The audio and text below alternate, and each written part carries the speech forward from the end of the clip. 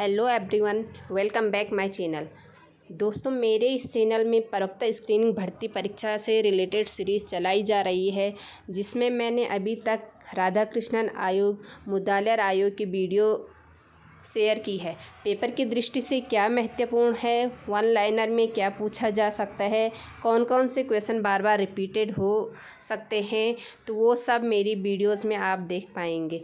दोस्तों, जैसा कि आपको पता है कि आयोग ने उत्तराखंड प्रवक्ता भर्ती परीक्षा का एग्ज़ाम डेट कैलेंडर निकाल दिया है। तो मार्च माह में होगी आपकी प्रवक्ता भर्ती स्क्रीनिंग परीक्षा। तो अभी से आप लग जाए, क्योंकि सिलेबस बहुत बड़ा है, बहुत सारे टॉपिक उसमें दिए गए हैं। तो चलिए शुरू कीजिए। आज का जो मेरा टॉपिक है वो है कोठारी आयोग, जिसको हम राष्ट्रीय शिक्षा आयोग भी कहते हैं, और इसका सन है 1964। दोस्तों, ये मेरे सेल्फ नोट है। पेपर की दृष्टि से जो जो महत्वपूर्ण है वो सब मैंने इसमें रखा हुआ है।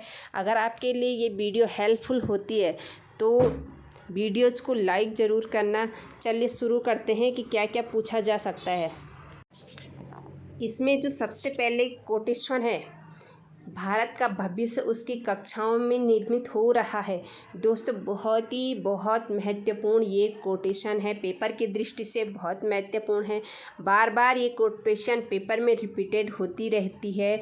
या तो पूछता है कि किस आयोग ने ये कथन दिया है कि भारत का भविष्य उसकी कक्षाओं में निर्मित हो रहा है, तो ये कथन है कोठारी आयोग का। या फिर उसके अध्यक्ष का नाम पूछ लेता है कि किसका ये कथन है, तो दौलत सिंह कोठारी का। भारत का भविष्य उसकी कक्षाओं में निर्मित हो रहा है, ये आपको याद रखना है।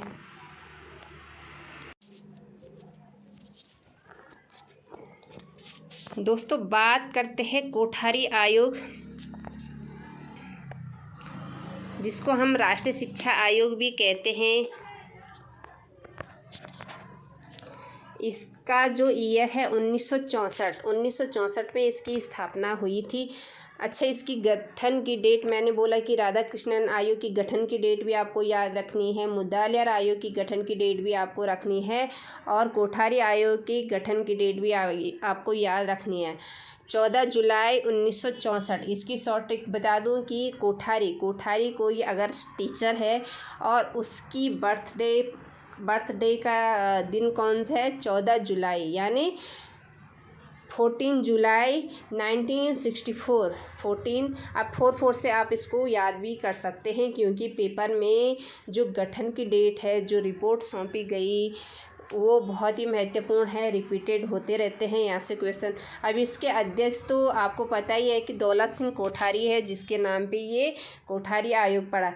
अब दोस्तों, इसमें जो सदस्य की संख्या थी वो थी 17 सदस्य थे, जिसमें 6 विदेशी सदस्य थे।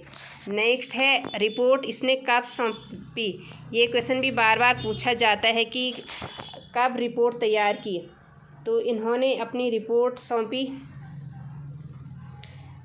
29 जून 1966 को। 29 जून 1966 को इन्होंने अपनी रिपोर्ट सौंपी, और इनकी रिपोर्ट में 692 पृष्ठ थे। यहाँ से भी क्वेश्चन बन सकता है।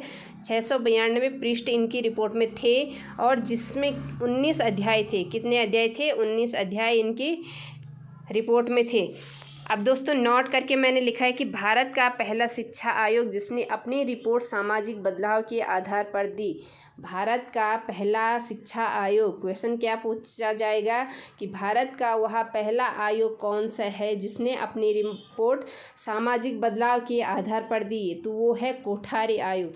अब दोस्तों, कोठारी आयोग के बारे में दूसरी बात करते हैं कि कोठारी आयोग ने शिक्षा के सभी स्तरों को ध्यान में रखकर अपनी रिपोर्ट तैयार की।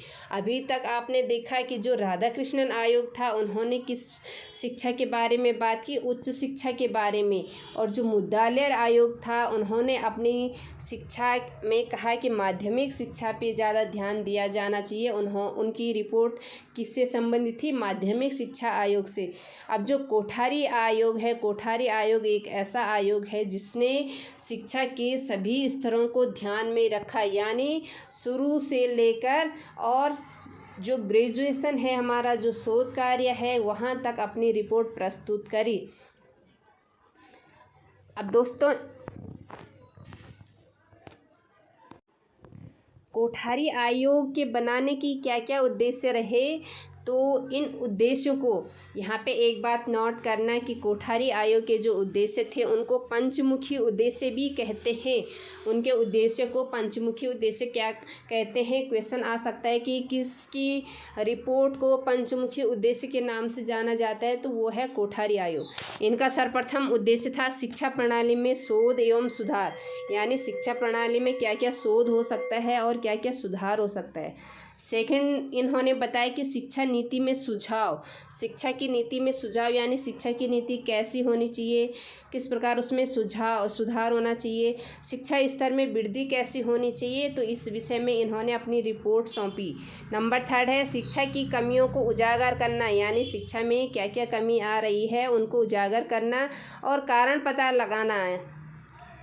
फोर्थ, जो इन्होंने कहा कि शिक्षा को हर प्रांत में लागू करना एवं शिक्षण स्तर को समान बनाना, यानी शिक्षण हर प्रांत में लागू करना शिक्षा को, कि कोई भी प्रांत शिक्षा से छूटे नहीं, और शिक्षा के स्तर को समान बनाना यानी सभी के लिए समान शिक्षा इन्होंने बताई।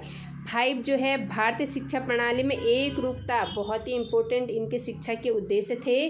भारतीय शिक्षा प्रणाली में एक रूपता मतलब एक रूप की शिक्षा हर जगह लागू होनी चाहिए, तो ये थे इनके पंचमुखी शिक्षा के उद्देश्य। अब दोस्तों बात करते हैं यहाँ से शिक्षा की संरचना के बारे में। इन्होंने क्या क्या कहा कि शिक्षा की संरचना कैसी होनी चाहिए, यहाँ से भी 101% क्वेश्चन बनने के चांसेस रहते हैं कि कोठारी आयोग ने पूर्व प्राथमिक स्तर पर शिक्षा का समय क्या बताया है, निम्न प्राथमिक स्तर, उच्च प्राथमिक स्तर, तो यहाँ से भी क्वेश्चन बनने के चांसेस रहते हैं। अब सर्वप्रथम इन्होंने बताया कि पूर्व प्राथमिक शिक्षा पर क्या होना चाहिए समय पीरियड, तो 1 से 3 वर्ष, यानी जो आपका नर्सरी LKG UKG होता है वो पूर्व प्राथमिक स्तर पर होना चाहिए 3 वर्ष तक का। निम्न प्राथमिक स्तर इन्होंने बताया 4 से 5 वर्ष और उच्च प्राथमिक स्तर का समय बताया 3 वर्ष। अब दोस्तों इन्होंने माध्यमिक शिक्षा का समय बताया 2 वर्ष और उच्च माध्यमिक शिक्षा का समय बताया 2 वर्ष, यानी उच्च माध्यमिक मतलब 11th 12th और माध्यमिक शिक्षा यानी 9th 10th, और स्नातक का इन्होंने समय बताया है 3 वर्ष। प्रास्नातक यानी PG का समय इन्होंने बताया है 2 वर्ष और अनुसंधान का समय इन्होंने बताया है 2 वर्ष। तो यानी ये शिक्षा का सुझाव किसका था, तो ये था कोठारी आयोग का। इससे पहले आपने देखा कि राधाकृष्णन आयोग ने भी स्नातक, परास्नातक और अनुसंधान का भी यही समय बताया है, लेकिन इन्होंने क्या किया है कि पूर्व प्राथमिक शिक्षा, निम्न प्राथमिक शिक्षा और उच्च प्राथमिक शिक्षा, इन 3 लेवल में प्राथमिक शिक्षा को डिवाइड किया, फिर माध्यमिक शिक्षा और उच्च माध्यमिक शिक्षा को 2 अलग अलग भागों में डिवाइड किया, और फिर स्नातक, प्रास्नातक और अनुसंधान। अब दोस्तों इन्होंने जो सबसे मेन पॉइंट बताया कि कक्षा 1 में प्रवेश की आयु 6 वर्ष से कम ना हो, यानी 6 वर्ष से कम आयु वाले विद्यार्थी को कक्षा 1 में नामांकित नहीं किया जाना चाहिए। बहुत ही इम्पोर्टेंट यहाँ से प्रश्न बनता है कि किस आयोग ने कहा कि कक्षा 1 में प्रवेश की आयु 6 वर्ष से कम ना हो, तो किसने कहा है, कोठारी आयोग ने। अब दोस्तों इन्होंने भाषा पर अपने सुझाव दिया है। भाषा के बारे में इन्होंने कहा है कि प्राइमरी में मातृभाषा में शिक्षा दी जानी चाहिए, यानी प्राइमरी में शिक्षा का आधार क्या होना चाहिए, मातृभाषा। दूसरा जो इन्होंने बताया, माध्यमिक में स्थानीय भाषा, यानी जिस स्थान में आप रह रहे हैं वहाँ की स्थानीय भाषा क्या हो, तो वो माध्यमिक स्तर पर दी जानी चाहिए, और स्नातकोत्तर तक की शिक्षा मातृभाषा में देने का सुझाव हो। तो मातृभाषा यानी जो वहाँ की मातृभाषा है, हिंदी इंग्लिश में से कोई भी जो वहाँ की मातृभाषा हो, तो उसमें शिक्षा देने का सुझाव इन्होंने बताया। अब दोस्तों जो मैंने नोट करके लिखा है, नोट यानी पेपर की दृष्टि में यहाँ से क्वेश्चन बनने के चांसेस है।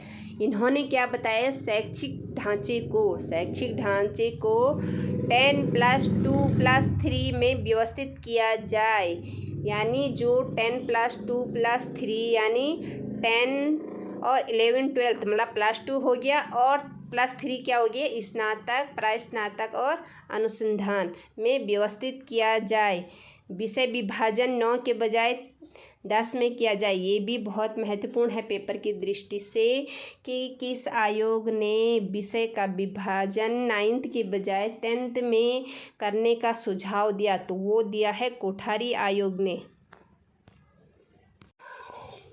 अब दोस्तों यहाँ से देख लीजिए कि इन्होंने अपनी रिपोर्ट में और क्या क्या मेन फैक्ट बताए, क्या क्या पेपर में बार बार रिपीटेड होते हैं। इन्होंने बताया कि कॉमन स्कूल सिस्टम लागू किया जाए। बहुत ही महत्वपूर्ण है ये पेपर की दृष्टि से कि कॉमन स्कूल सिस्टम लागू किया जाए, सबके लिए कैसा होना चाहिए कॉमन स्कूल सिस्टम। दूसरा, इन्होंने प्रौढ़ के विषय में भी शिक्षा का सुझाव दिया। मैंने पहले भी कहा है कि जो हमारा राधाकृष्णन आयोग रहा, उन्होंने अपनी रिपोर्ट उच्च शिक्षा के बारे में सौंपी। जो मुदालियार आयोग था उन्होंने माध्यमिक शिक्षा, लेकिन कोठारी आयोग एक ऐसा आयोग था जिसने प्री प्राइमरी से लेकर ग्रेजुएशन, पीजी, रिसर्च और उसमें प्रौढ़ शिक्षा का भी सुझाव अपनी रिपोर्ट में दी। तो इन्होंने क्या किया, प्रौढ़ शिक्षा का सुझाव 15 से 30 वर्ष तक की आयु के लिए, यानी 15 से 30 वर्ष वाले आयु के जो अनपढ़ लोग हैं उनके लिए भी शिक्षा का सुझाव दिया।